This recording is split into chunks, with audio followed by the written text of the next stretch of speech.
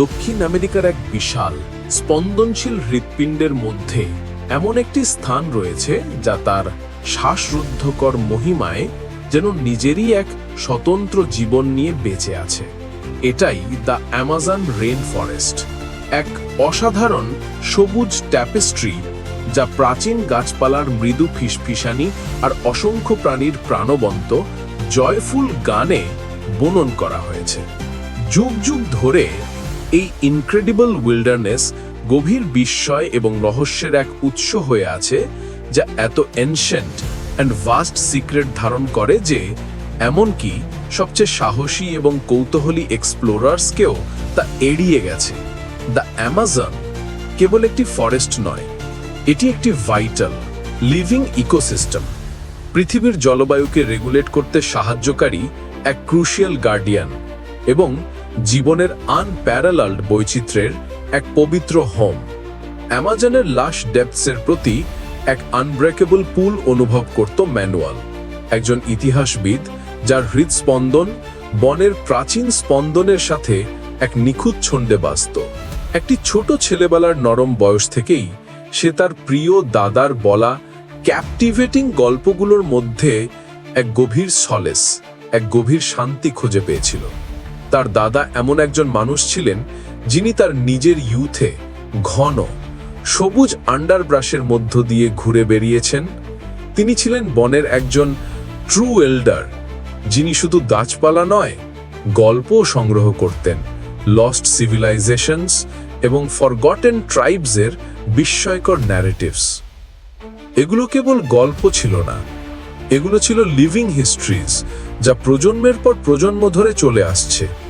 একসময়ের vivid pictures এঁকে দেয় যখন অ্যামাজনে শুধু আইসোলেটেড ভিলেজ নয়, মাইটি এম্পায়ারের হোম ছিল। ম্যানুয়ালের কল্পনা এভরি ওয়ার্ড, এভরি জেস্চারের সাথে সোরিং হতো যখন তার দাদা জঙ্গল দ্বারা গিলে ফেলা মহান শহরগুলো এবং জমির সাথে হারমোনিতে বসবাসকারী ওয়াইজ পিপুলের কথা বলতেন। এই পাওয়ারফুল ন্যারেটিভস দ্বারা গভীরভাবে ইন্সপায়ার্ড হয়ে ম্যানুয়াল তার এন্টায়ার লাইফ, তার সত্তার এভরি ফাইবার অ্যামাজনের লুকানো সত্যগুলো উন্মোচনে উৎসর্গ করেছিলেন। তিনি এক আনওয়েভারিং বিলিফ ধারণ করতেন যে এর লাশ গ্রিন এমব্রেসের মধ্যেই হিউম্যানিটিস কালেকটিভ পাস্ট বোঝার এক আনডিনায়েবল কি লুকানো আছে। ইতিহাসের প্রতি তার এই প্যাশন কেবল এক একাডেমিক পারসুট ছিল না, এটি ছিল গভীরভাবে ইন্টেন্সলি পার্সোনাল। তার পরিচয়ের ভেরি ফেব্রিকের সাথে ইনএক্সট্রিকেবলি ওভেন, তার নিজের শ্বাস প্রশ্বাসের মতোই তার একটি অংশ। ম্যানুয়ালের আমাজনের প্রতি গভীর মুগ্ধতা ট্রুলি শুরু হয়েছিল তার সান ড্রেঞ্চড শৈশবে। বিশাল রেনফরেস্টের একদম প্রান্তে অবস্থিত একটি ছোট হাম্বল গ্রামে বড় হতে হতে সে প্রায়শই পরিষ্কার সকালে তার দাদাকে সঙ্গী দিত দীর্ঘ মিয়ান্ডারিং ওয়াকসে, নীরব বিশাল গাছগুলোর মধ্য দিয়ে। বাতাস ড্যাম্প আর্থ এবং এক্সোটিক ব্লসমসের গন্ধে ঠিক থাকত। আনসিন বার্ডসের ডিস্ট্যান্ট কলস ক্যানোপির মধ্য দিয়ে প্রতিধ্বনিত হতো। ম্যানুয়াল তার শক্তিশালী ওয়েডার্ড হাতের মধ্যে একটি ছোট হাত রেখে এক র্যাপ্ট ওয়াইড আইড অ্যাটেনশনের সাথে শুনত যখন বৃদ্ধ মানুষটি প্রাচীন মানুষদের গল্প পুনরায় বলতেন, যারা একসময় সেখানে থ্রাইভড করত। তাদের স্পিরিট তখনও বাতাসে লিঙ্গারিং করত।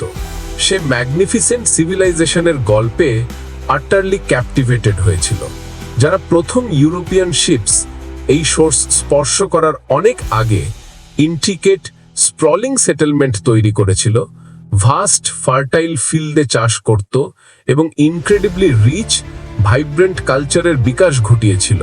তাদের অর্জনগুলো ওল্ড ওয়ার্ল্ডের যে কোনো অর্জনের চাইতেও গ্র্যান্ড ছিল, তবুও প্রায়শই মেইনস্ট্রিম হিস্ট্রি থেকে হিডেন থাকত। বাট ম্যানুয়াল যতই গভীরে ডেলভ করল, ততই এক গভীর স্যাডনেস তার উপর সেটেল হলো। সে এই থ্রাইভিং কমিউনিটিজের উপর কলোনাইজেশনের ডেভাস্টেটিং হার্টব্রেকিং ইম্প্যাক্ট সম্পর্কেও জানল। ইউরোপিয়ান নতুন আগন্তুকদের দ্বারা অনৈচ্ছিকভাবে আনা ডিজিজগুলো এক টেরিবল ফায়ারের মতো ইন্ডিজিনিয়াস পপুলেশনের মধ্য দিয়ে সুইপ করলো, তাদের সংখ্যা ডেসিমেটিং করলো, এন্টায়ার জেনারেশনসকে ওয়াইপ আউট করলো এবং তাদের সোসাইটিসকে শ্যাটার্ড করলো। কলোনাইজারদের দ্বারা ল্যান্ড, রিসোর্সেস এবং পারসিভড ওয়েলথের জন্য রিলেন্টলেস ইনস্যাটিয়েবল পরসুট, সরাসরি invaluable indigenous knowledge, ancient language, unique spiritual practice এবং ইরিপ্লেসিবল কালচারাল হেরিটেজের ট্র্যাজিক লসের দিকে পরিচালিত করেছিল। উইজডমের এন্টায়ার লাইব্রেরিজ, যা মিল্লেনিয়া ধরে ওরালি পাস ডাউন হয়ে আসছিল, তাদের এল্ডার্সদের সাথে ভ্যানিশড হয়ে গিয়েছিল। এটি শুধু ইতিহাস ছিল না, এটি ছিল এক প্রোফাউন্ড হিউম্যান ট্র্যাজেডি এবং ম্যানুয়ালের ওয়েট গভীরভাবে অনুভব করত। এই লস্ট তবুও ইনক্রেডিবলি রেজিলিয়েন্ট সিভিলাইজেশনসের পয়েন্ট স্টোরিজ ম্যানুয়ালের ডিটারমিনেশনকে ফিউয়েল করলো। অ্যামাজন এক্সপ্লোর করার জন্য তার রিজলভকে আগের চেয়ে আরও উজ্জ্বল করে তুলল। সে এক ক্ল্যারিটির সাথে বুঝল যা তার হাড়ের মধ্য দিয়ে রেজোনেটেড হলো, যে রেন ফরেস্ট কেবল তার অ্যাডভেঞ্চারের জন্য একটি বিউটিফুল ব্যাকড্রপ নয়, এটি একটি লিভিং টেস্টামেন্ট, একটি সাইলেন্ট পাওয়ারফুল উইটনেস সেই অসাধারণ রেজিলিয়েন্সের প্রতি যা কাউন্টলেস জেনারেশনস ধরে এটিকে তাদের সিক্রেট হোম বলে ডাকত। সে এক গভীর পার্সোনাল রেসপন্সিবিলিটি, প্রায় এক স্পিরিচুয়াল অব্লিগেশন অনুভব করল, তাদের প্রেশাস লেগেসিকে অনার করার এবং তাদের ডিসেন্ডেন্টসদের সুরক্ষার জন্য টায়ারলেসলি অ্যাডভোকেট করার, যারা এমনকি মডার্ন ওয়ার্ল্ডেও তাদের ফান্ডামেন্টাল রাইটস এবং তাদের অ্যানসেস্ট্রাল ল্যান্ডের জন্য ব্রেভলি ফাইট চালিয়ে যাচ্ছে। তার এক্সপেডিশন আর কেবল ডিসকভারির বিষয় ছিল না, এটি ছিল রিমেম্ব্রেন্স, জাস্টিস এবং একটি ইউনিক ওয়ে অফ লাইফের ভেরি ফিউচারের বিষয়। Assembling the dream into the green heart. অবশেষে তার ডেডিকেটেড টিম অ্যাসেম্বলড হওয়ার পর তারা তাদের এসেনশিয়াল সাপ্লাইগুলো জড়ো করল। পেইনস্টেকিংভাবে আঁকা মানচিত্র যা আনচার্টেডকে চার্ট করার চেষ্টা করেছিল, সতর্ক এক্সকেভেশনের জন্য স্পেশালাইজড টুলস এবং আনটেমড হার্টের গভীরে তাদের জার্নিকে সাস্টেন করার জন্য যথেষ্ট প্রভিশনস। তারা যখন ফাইনালি যাত্রা শুরু করলো, ফ্যামিলিয়ার ওয়ার্ল্ডটাকে পেছনে ফেলে, তখন ম্যানুয়ালের ভেইনসের মধ্য দিয়ে একটা এক্সিলারেটিং কারেন্ট অফ এক্সাইটমেন্ট বয়ে যেতে লাগলো, যেটা তার প্রতিটা স্টেপের সাথে ভাইব্রেট করছিল। জঙ্গলের শব্দগুলো ইমিডিয়েটলি তাদের চারপাশটাকে এনভেলপ করে ফেলল, একটা সিম্ফনি যেটা অন্য কোনো কিছুর মতো নয়। এক্সোটিক বার্ডসের জয়াস পিয়ার্সিং কলস আর আনসিন স্টোরিজের incessant rhythmic buzzing. The journey had truly begun. The verdant ল্যাবরিন্থে জীবন, ওয়ান্ডার্স অ্যান্ড এনকাউন্টার্স। দিনের পর দিন, সপ্তাহের পর সপ্তাহ কেটে যাচ্ছিল, আর প্রতিটা দিন নতুন নতুন ওয়ান্ডার্স আর চ্যালেঞ্জেস নিয়ে আসছিল। ম্যানুয়েল এবং তার টিম অ্যামাজনের এমেরাল্ড ডেপথসের আরও গভীর অ্যাডভেঞ্চার করল। তারা ফ্লোরা অ্যান্ড ফনার এক ব্রেথ টেকিং অ্যাডের মুখোমুখি হলো, জীবনের এক লিভিং কালাইডোস্কোপ যা তারা ইম্যাজিন করেছিল তার থেকেও বেশি কিছু ছিল। তারা প্রায়ই থেমে যেত, টাওয়ারিং সেইবার ট্রিজকে দেখে আটারলি মার্ভেলিং করতে, যার ইনক্রেডিবলি থিক ট্রাঙ্কস যেন এনশিয়েন্ট প্রেয়ার্সের মতো সরাসরি আকাশের দিকে রিচ করছিল, আর তাদের ক্রাউন্সগুলো ওপরে একটা ম্যাজেস্টিক গ্রিন ক্যাথিড্রাল তৈরি করছিল। ডেলিকেটলি কার্ভড অর্কিডস এক বিকেলে একটা সংকীর্ণ ওয়াইন্ডিং রিভারের মধ্য দিয়ে সাবধানে ন্যাভিগেট করার সময় তাদের ছোট নৌকাগুলো কাম ওয়াটার্সের মধ্য দিয়ে সাইলেন্টলি গ্লাইড করছিল, তখন তারা একটা আনএক্সপেক্টেড সাইটের সামনে এলো। একটা বেন্ডের চারপাশ থেকে তাদের দেখা হলো কিছু ইন্ডিজিনাস ট্রাইব পিপলের সাথে, যাদের কানুজও যেন নদীর ফগ থেকে অ্যাপিয়ার হয়েছিল। এরা ছিল ইয়াভানাওয়া, যাদের চোখে ফরেস্টের ডিপ উইজডম রিফ্লেক্ট করছিল। ট্রাইবেল লিডার, একজন পাওয়ারফুল প্রেজেন্সের মহিলা যার নাম টাইনা, ওপেন আর্মস দিয়ে তাদের ওয়েলকাম করলো। তার স্মাইল ছিল warm and genuine, eager to share the profound stories of our people, সেই সব গল্প যেগুলো প্রেশাস এয়ারলিমসের মতো জেনারেশনস ধরে পাস ডাউন হয়েছিল। তিনি তাদের ভিলেজে ইনভাইট করলেন, যেটা ন্যাচারাল ম্যাটেরিয়ালস দিয়ে তৈরি হোমসের একটা কালেকশন ছিল, যা ফরেস্টের সাথে হারমোনাইজ হয়েছিল। পরে যখন টুয়াইলাইট নামলো আর একটা ক্র্যাকলিং ফায়ার তাদের মুখের চারপাশে ডান্সিং শ্যাডোস তৈরি করলো, তখন টাইনা কথা বলতে শুরু করলেন। তার ভয়েস ছিল কাম অ্যান্ড রেজোন্যান্ট। তিনি শুধু তার পিপলসের হিস্ট্রি নিয়ে নয়, ফরেস্টের সেই স্পিরিটসগুলো নিয়েও কথা বললেন, যারা তাদের ল্যান্ডসের ওপর আনসিন গার্ডিয়ানসের মতো ওয়াচ করতে। তিনি হার্টফেল্ট প্যাশনের সাথে এই ল্যান্ডটাকে প্রিজার্ভ করার ইমেন্স ইম্পর্টেন্সের ওপর জোর দিলেন, শুধু তাদের জেনারেশনের জন্য নয়, ফর অল ফিউচার ওয়ান্সের জন্য। এক্সপ্লেনিং করলেন কিভাবে every tree, every creature, every drop of water ছিল সিক্রেট। তিনি এনশিয়েন্ট উইজডমটা শেয়ার করলেন, যা কাউন্টলেস জেনারেশনস ধরে পাস ডাউন হয়েছিল, যা তাদের শিখিয়েছিল কিভাবে নেচারের সাথে পারফেক্ট হারমোনিতে বাঁচতে, taking only what they needed and always giving back. Manuel intently শুনছিল।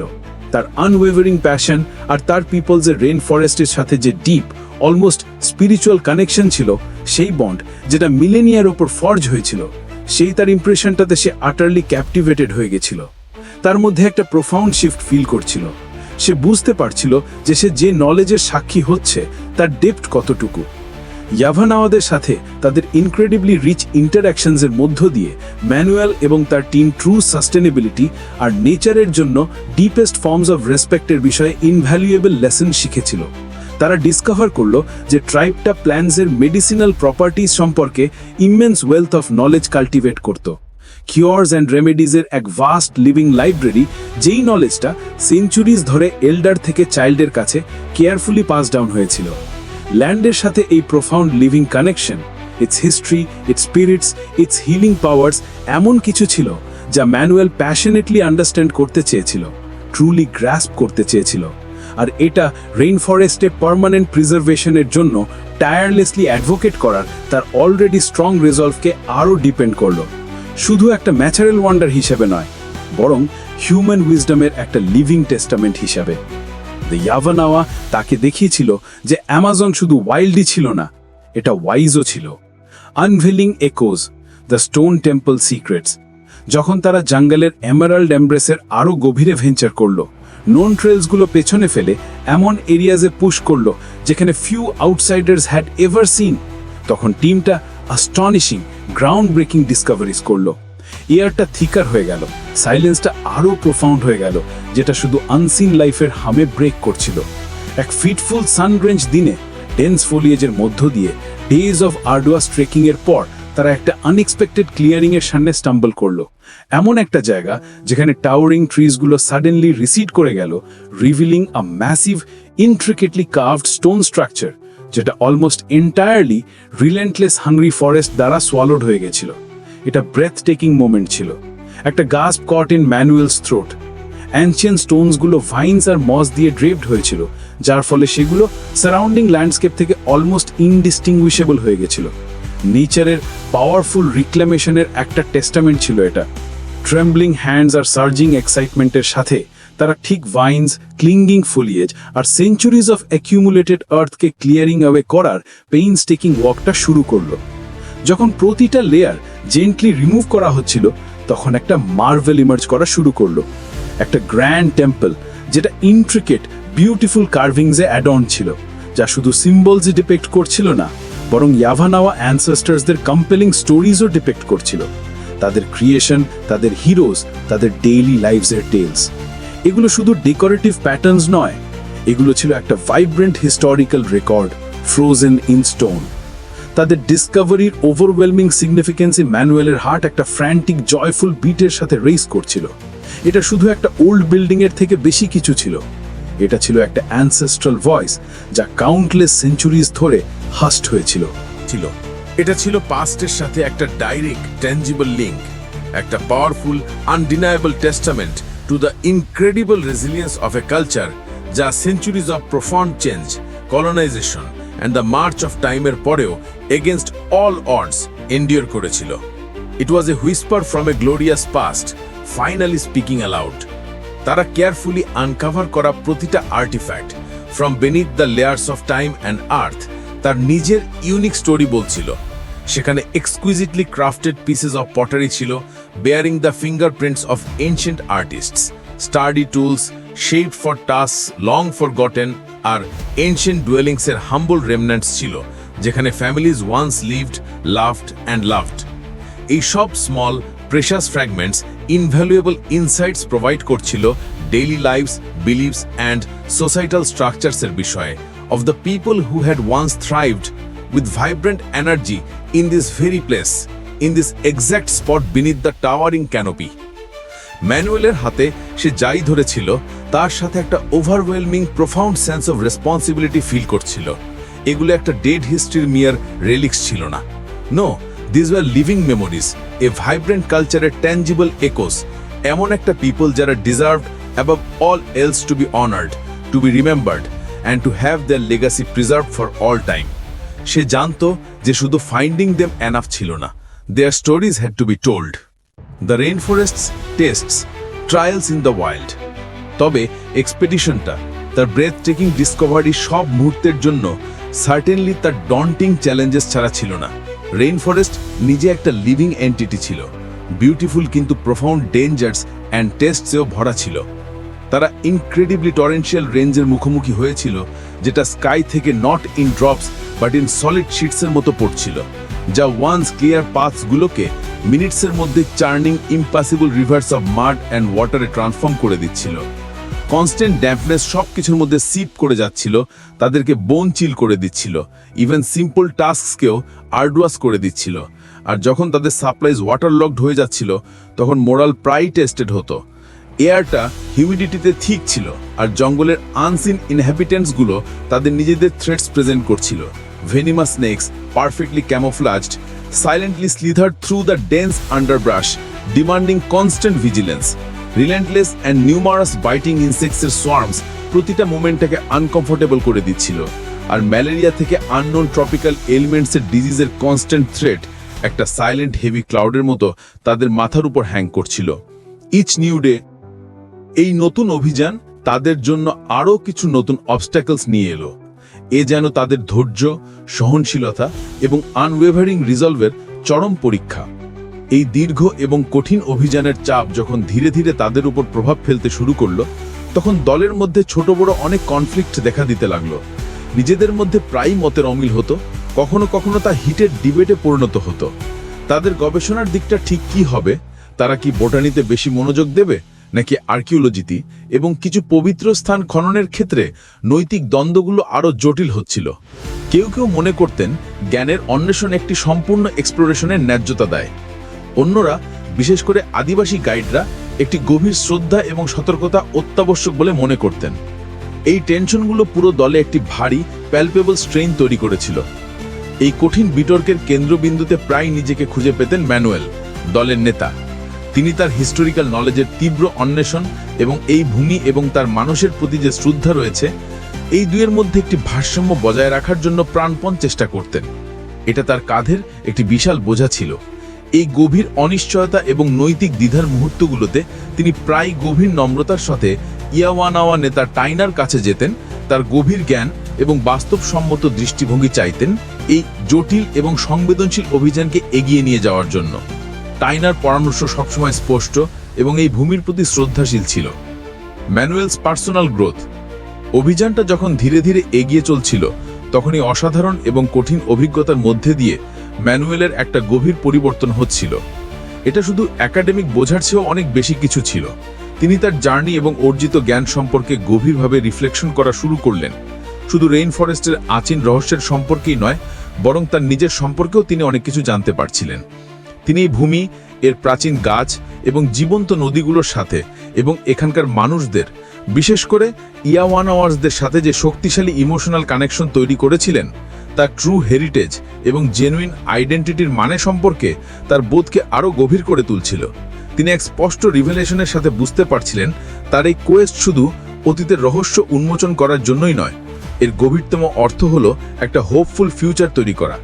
এমন একটা ফিউচার যেখানে আমাজনের এবং তার অধিবাসীদের মূল্যবান গল্পগুলো শুধু টিকে থাকবে না, বরং তার ট্রুলি থ্রাইভ, রেজোনেট এবং সমগ্র বিশ্বের কাছে শোনা যাবে। অসংখ্য স্লিপলেস নাইটস তিনি শিমারিং স্টার্সের নিচে শুয়ে জঙ্গলের সিম্ফনি শুনতে শুনতে পার করেছেন, এবং দীর্ঘ এবং ক্লান্তিকর দিনের রিলেন্টলেস এক্সপ্লোরেশনের পর ম্যানুয়েল নিজের মধ্যে একটা নতুন গভীর সেন্স অফ পারপোজ খুঁজে পেয়েছিলেন। এই রেইন ফরেস্ট তার ম্যাগনিফিসেন্ট এবং আনটেমড ওয়েতে তাকে সহনশীলতা, গভীর বিনয় এবং সমস্ত জীবন্ত জিনিসের মধ্যেকার বিউটিফুল, ইন্ট্রিকেট ইন্টারকানেক্টেডনেস সম্পর্কে অমূল্য শিক্ষা দিচ্ছিল। তিনি অনুভব করছিলেন যে প্রত্যেকটা জীবন, তা যত ক্ষুদ্রই হোক না কেন, অন্য সবার জীবনকে প্রভাবিত করে। আমাজনের স্থায়ী সংরক্ষণের জন্য তিনি একজন ফার্ভেন্ট অ্যাডভোকেট হওয়ার প্রতি একটি গ্রোয়িং অনড কমিটমেন্ট অনুভব করতে লাগলেন। এর ভাস্ট বায়োডাইভার্সিটি এবং প্রাচীন উইজডম রক্ষা করার জন্য, এবং ঠিক ততটাই গুরুত্বপূর্ণ ছিল যারা এতদিন সাইলেন্স ছিল, তাদের গঞ্জটাকে শোনা, তাদের গল্পগুলো যেগুলো বিশ্বে যুগ যুগ ধরে শোনা উচিত, সেগুলোকে একটা প্ল্যাটফর্ম দেওয়া। তার জার্নি তাকে একজন হিস্টোরিয়ান থেকে একজন গার্ডিয়ানে রূপান্তরিত করেছিল। The legacy continuous, A voice for the Amazon. যখনই অসাধারণ অভিযানটি ধীরে ধীরে তার অবশ্যম্ভাবী সমাপ্তির দিকে এগিয়ে চলছিল, তখন ট্রিয়াম্ফ এবং বিটার সুইট ফেয়ারওয়েলের এক মিশ্র অনুভূতি নিয়ে ম্যানুয়েল আবারও সেই বিশাল সবুজ রেন ফরেস্টের কিনারে দাঁড়ালেন। তিনি সেই জীবন্ত এবং ভাইব্রেন্ট ল্যান্ডস্কেপের দিকে তাকালেন, যা এই তীব্র মাসগুলোতে শুধু তার মনকে মুগ্ধই করেনি, বরং এভরি সেন্স অব দ্য ওয়ার্ল্ডে তার দ্বিতীয় ঘর, তার আত্মার একটি সংচুয়ারি হয়ে উঠেছিল। তিনি গভীর ক্ল্যারিটির সাথে বুঝতে পারছিলেন আমাজন এবং তার সমস্ত গোপন রহস্য সংরক্ষণের অপরিহার্য গুরুত্ব শুধু ভবিষ্যৎ প্রজন্মের জন্যই নয়, বরং এই পৃথিবীর অস্তিত্বের জন্য। তিনি এখন জানতেন এই রেইন ফরেস্ট শুধু একটি ভৌগোলিক স্থান নয়, এটি একটি মানবতার একটি অবিশ্বাস্য রেজিলিয়েন্স, প্রাচীন সংস্কৃতির গভীর জ্ঞান এবং প্রকৃতির পরিশুদ্ধ ম্যাগনিফিসেন্ট রূপের একটি জীবন্ত ব্রিদিং টেস্টামেন্ট। তিনি যা দেখেছিলেন এবং অনুভব করেছিলেন তার জন্য তার হৃদয় গ্র্যাটিটিউডে ভরে গিয়েছিল এবং তার মন নতুন অমূল্য জ্ঞানে পরিপূর্ণ ছিল। ম্যানুয়েল শেষ পর্যন্ত বাড়িতে ফিরে এলেন, তবে তিনি একই মানুষ ছিলেন না। তিনি একজন পরিবর্তিত আত্মা ছিলেন, যিনি তার গ্রাউন্ড ব্রেকিং ফাইন্ডিংস পুরো বিশ্বের সাথে শেয়ার করতে বদ্ধপরিকর ছিলেন। তিনি প্রায় সাথে সাথেই রেইন ফরেস্টের জন্য একজন প্যাশনেট, আনওয়েভারিং ভয়েস হয়ে গেলেন, যিনি বিশ্বাস এবং অথরিটির সাথে কথা বলতেন। তিনি সাস্টেইনেবল প্র্যাকটিসেসের জন্য টায়ারলেসলি অ্যাডভোকেট করতেন, এমনভাবে জীবনযাপনের উপায় খুঁজতেন যা পৃথিবীকে সম্মান করে, এবং তিনি আদিবাসী অধিকারের জন্য ফিয়ার্সলি লড়াই করতেন, যাতে এই ভূমির আদিবাসী কাস্টোডিয়ানসদের গঞ্জটাকে শোনা যায় এবং তাদের হেরিটেজকে সম্মান করা হয়। যত্নের সাথে তৈরি শক্তিশালী এঙ্গেজিং ডকুমেন্টারিজ এবং বিশ্বের জোড়া অডিয়েন্সদের কাছে দেওয়া ক্যাপটিভেটিং হার্টফেল্ড লেকচার্সের মাধ্যমে তিনি কনসিস্টেন্টলি সেই ভাইটাল রোলের উপর জোর দিতেন যা আমাজন ডেলিকেট গ্লোবাল ইকোসিস্টেমে পালন করে, এবং সমস্ত কালচারের মধ্যে গভীর সহযোগিতা এবং বোঝার জরুরি অবিশ্বাস্য প্রয়োজনীয়তা তুলে ধরতেন। তিনি যখন ইয়াওয়ানাওয়া মানুষের সমৃদ্ধ গমপেলিং স্টোরিজ, তাদের ঐতিহ্য, সংগ্রাম এবং সেই গ্র্যান্ড এনশিয়েন্ট সিভিলাইজেশনস যা ওয়ান্স রেইন ফরেস্টের হার্টে থ্রাইভিং ছিল, সেগুলোর কথা অক্লান্ত বলে যেতে লাগলেন, ম্যানুয়েল অ্যাকাউন্টসটা নিশ্চিততার সাথে জানতেন আমাজনের গোপন রহস্যগুলো সত্যিই বলা হতে থাকবে। এই গল্পগুলো ডিস্টেন্ট বার্ডসের ডাকের মতো যুগ যুগ ধরে প্রতিধ্বনিত হতে থাকবে, যা বাতাস এবং নদীর দ্বারা বাহিত হয়ে প্রজন্মের পর প্রজন্ম ধরে মানুষের হৃদয় এবং মনকে স্পর্শ করবে। আর যখন সেই ম্যাজেস্টিক সূর্য বিশাল গাছের আড়ালে তার স্লো গোল্ডেন ডিসেন্ট শুরু করলো, ভাস্ট গ্রিন ক্যানোপির উপর একটা ওয়ার্ম ম্যাজিক্যাল আলো ছড়িয়ে দিল, তখন তিনি তার বুকের মধ্যে গভীর আশার একটা ফুল ফুটতে দেখলেন। সেই অনট্টার শক্তিশালী আশা যে আমাজন তার সমস্ত প্রাচীন বৈভব এবং আধুনিক ফ্রেজিলিটি নিয়ে শুধু টিকে থাকবে না, বরং চিরকাল থাকবে। এর শক্তিশালী গোপন রহস্যগুলো এখনো না জন্মানো প্রজন্মকে অনুপ্রাণিত করতে, শিখাতে এবং গাইড করতে থাকবে। ম্যানুয়েলের এই জার্নি এই প্রমাণ ছিল যে সবচেয়ে বড় ট্রেজারগুলো সোনা বা রত্ন নয়, বরং আমাদের শেয়ার্ড হিস্ট্রির গল্প এবং আমাদের চারপাশের এই মূল্যবান লিভিং ওয়ার্ল্ড।